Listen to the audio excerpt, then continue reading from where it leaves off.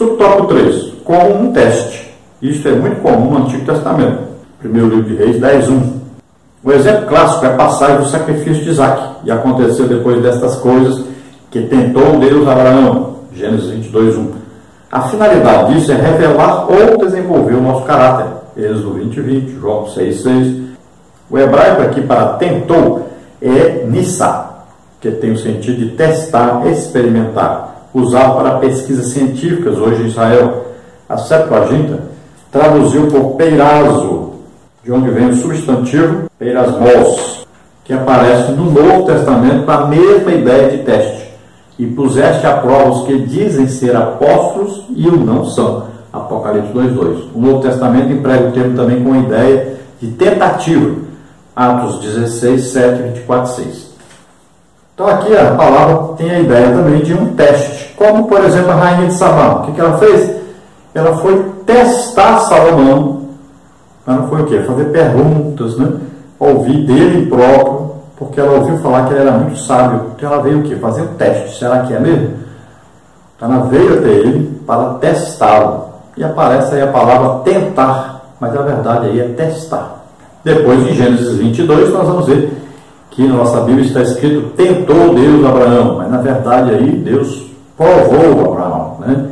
Deus queria saber se Abraão realmente tinha fé nele e queria que Abraão provasse que tinha fé nele realmente. Deus pede a Abraão o seu único filho, seu filho amado, né, o filho legítimo dele com Sara, que é Isaac. E ele vai e prova que realmente ama Deus. E Deus, quando ele é aprovado nisso, que ele vai matar o filho dele, Deus intervém e diz para ele: porque, por quanto você fez isso, eu vou te abençoar grandissimamente. Então, olha aí, Abraão passou no teste e recebeu a recompensa. Deus o abençoou grandissimamente. Nós vemos aí no episódio de Moisés que ele vai até Deus, né? Deus queria abençoar o povo, e ele disse: não fique com medo, apenas um teste, Deus só está querendo abençoar vocês. Mas o povo ficou com medo terrível, tremiam de medo, né? Tremiam mais do que o próprio monte tremeu quando Deus estava ali presente. O povo tremia de medo, não queria falar com Deus, tiveram medo de morrer. Mas Deus só queria mesmo prová-los, só queria mesmo que abençoá-los, queria que eles todos fossem à sua presença. Veja só que Jesus também testa os discípulos, né? Ele fala com os discípulos que precisa dar comida para todos. E eles ficam admirados, uma multidão dessa precisava de muito dinheiro para comprar tanto pãozinho. E Jesus disse: você vê para dar de comer para eles. Então ele estava testando-os. E Jesus faz aquele milagre da multiplicação dos pães, dos peixes, né? E todos são alimentados. Eles deveriam ter fé que Jesus faria alguma coisa, sem precisar eles ter dinheiro e nem ir comprar alguma coisa longe. Em Apocalipse 2, Jesus fala da igreja e ele diz que se agradava porque eles estavam testando aqueles que diziam assim: nós somos apóstolos. Então eles foram colocados à prova. Vamos ver se eles são mesmo. Então, por exemplo, se são apóstolos, onde é que estão os milagres? Se são apóstolos, ensina para nós a palavra de Deus. Vamos ver se está de acordo com a palavra de Deus mesmo. Olha só. Eles colocaram à prova aqueles que diziam que eram apóstolos e descobriram que na verdade não eram apóstolos nada. E também esse termo aí tem o sentido de tentativa. Olha só. Paulo estava indo para a Bitínia e o Espírito Santo o impediu. Ele tentava ir, mas o Espírito Santo o impediu. Os judeus acusaram Paulo de estar querendo profanar o templo. Olha só. Ele está tentando profanar o templo. Queremos lembrar a você que nós temos também a lição escrita. E temos também o que? Os slides, né? Que nós apresentamos aqui, todas essas figuras que nós fazemos lá no Photoshop. Toda semana nós criamos aí de 30 até 60 figuras aí ilustrativas. Então você encontra também no nosso site, tá? Então toda semana nós fazemos e disponibilizamos. Temos lá no blog, temos a nossa página da internet, da igreja, né? A página do senhor.org.br. E temos também no Facebook, no Twitter, no Google+. Então, em vários lugares nós disponibilizamos tanto os estudos escritos, como também os estudos em slides, tá? Também nos grupos, né, do WhatsApp, lá no Humano. Então, nós disponibilizamos tudo isso. Vamos ver, então, o tópico 2. A tentação de Jesus. A tentação de Jesus no deserto é o primeiro acontecimento registrado de sua história depois do batismo por João Batista no Rio Jordão. Era de se esperar que aquele que veio para desfazer as obras do diabo, como está em 1 João 3,8, enfrentasse a reação de Satanás. O inimigo de nossa alma decide lutar por sua causa. É que a chegada do Salvador alvoroçou todo o reino das trevas.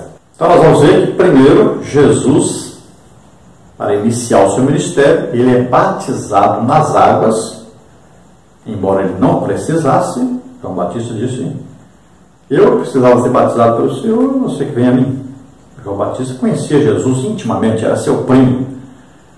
Ele nem sabia que Jesus era Deus, mas ele mesmo testificou. Ele disse: olha, aquele que me enviou a batizar, quem enviou João Batista a batizar? Deus. Então Deus disse para mim: aquele que você vê o Espírito Santo descer sobre ele, este é o meu filho amado. E ele disse, ele testificou: eu vi, fui batizado nas águas, quando eu estava batizando, desceu sobre ele o Espírito Santo em forma corpórea, como uma pomba. E eu ouvi uma voz do céu: este é meu filho, em quem tenho todo o meu prazer. Então ele testificou: olha, eu vi, ele realmente é Deus, ele é o Messias, é o enviado por Deus. Ele agora, e nós sabemos que nesse momento do batismo, então, nas águas, Jesus é cheio do Espírito Santo. Ele recebe agora poder para exercer o seu ministério. Ele vai iniciar o ministério. E ele precisa estar em comunhão com o Espírito Santo, precisa estar cheio continuamente do Espírito Santo. E ele vai precisar muito do poder do Espírito Santo para combater Satanás. Então ele vai desfazer as obras do diabo. O diabo causa o quê? Enfermidade, Jesus curava. Doença, Jesus curava. Pessoa endemoniada, Jesus libertava. Pessoa aleijada, Jesus fazia levantar. Pessoa cega, fazia ver. É surda, fazia ouvir. Olha aí, precisa o quê? Um poder tremendo. E isso, quem tem o Espírito Santo. Jesus está na terra como homem, mas ele recebe então. Veja bem que a Bíblia diz que Jesus cheio do Espírito Santo. Mas como? Deus vai ser cheio do Espírito Santo? Mas veja bem, Jesus estava na terra como homem. Então ele foi cheio do Espírito Santo. Ele está mostrando para nós que um homem cheio do Espírito Santo pode fazer uma tremenda obra para Deus.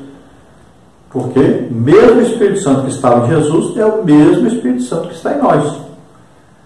Então veja só que Jesus vai agora passar por um teste, uma provação de Deus. Ele vai ser guiado pelo Espírito Santo ao deserto para ser tentado. Então olha só, para Deus era o que? Uma provação.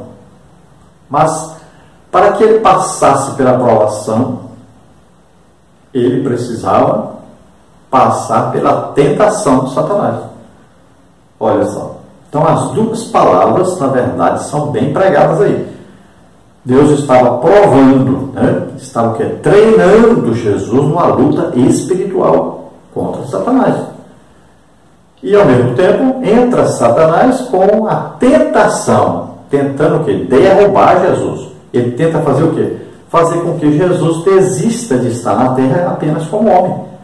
Ele queria que Jesus fizesse coisas, se comportasse como Deus. E aí perderia toda a sua missão de nos salvar. Porque ele teria que ser em tudo semelhante a nós, para poder levar os nossos pecados sobre ele e nos salvar. É assim que indica a palavra de Deus. Então veja só que em Filipenses diz que ele em tudo se fez semelhante a nós, mas ele nunca pecou. E vamos ver que ele foi tentado, mas a Bíblia diz que em tudo ele foi tentado, como nós. Mas ele nunca pecou, ele nunca cedeu à tentação. Então vamos ver aí sobre o tópico 1, levado ao deserto. O deserto é um lugar onde os seres humanos percebem a grandeza de Deus e a fragilidade humana. é um lugar de profundo silêncio para meditação e oração, onde há vastidão de espaço para ouvir a voz de Deus.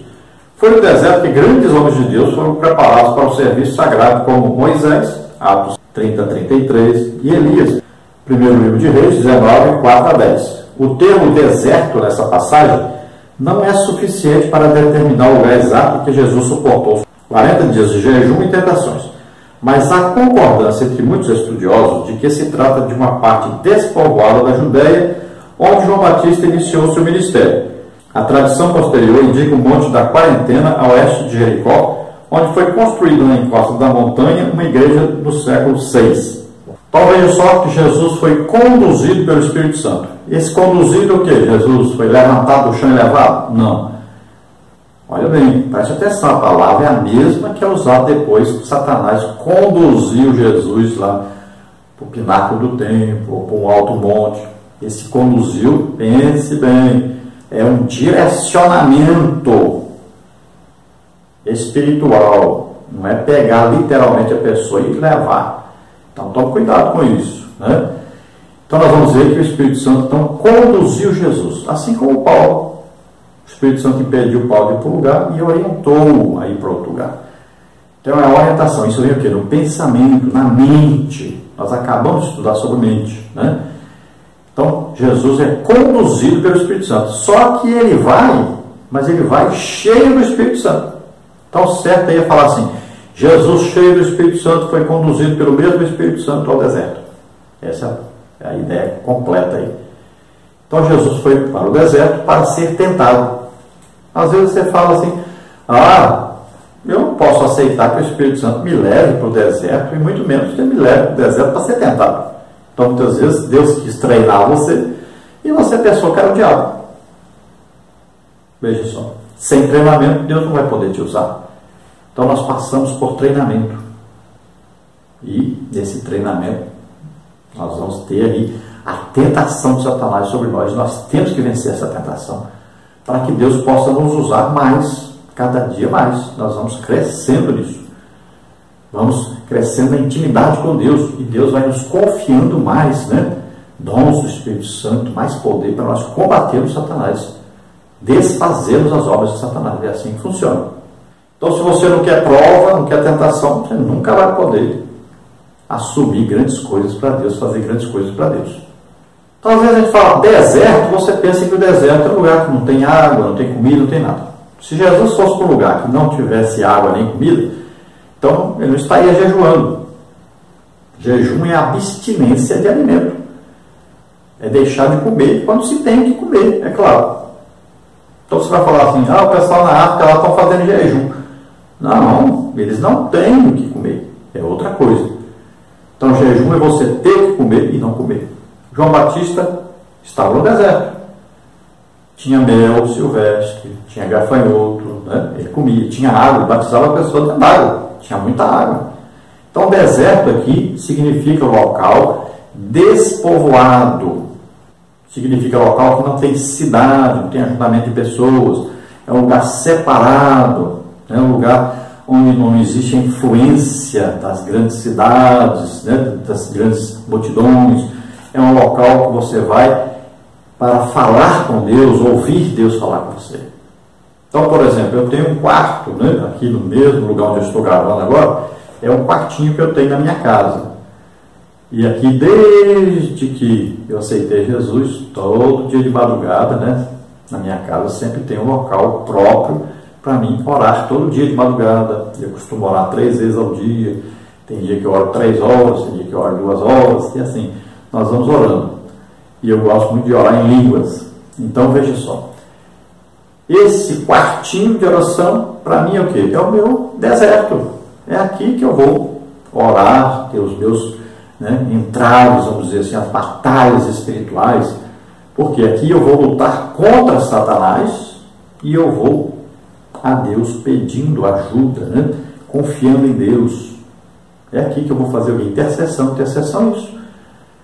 É uma luta contra Satanás e ao mesmo tempo é onde você vai a Deus pedindo em favor de alguém, de uma nação, né? Então você vê, por exemplo, a Venezuela passando por essa situação. Você vai a Deus orando, pedindo pela Venezuela, intercedendo. Ao mesmo tempo, você está dizendo, Satanás, solta a Venezuela, solta esses homens malignos que estão aí sendo usados para atrapalhar o povo, para fazer o povo passar fome, necessidade, e querendo implantar comunismo. Então você vai lutando contra Satanás e vai pedindo a Deus em favor desse povo.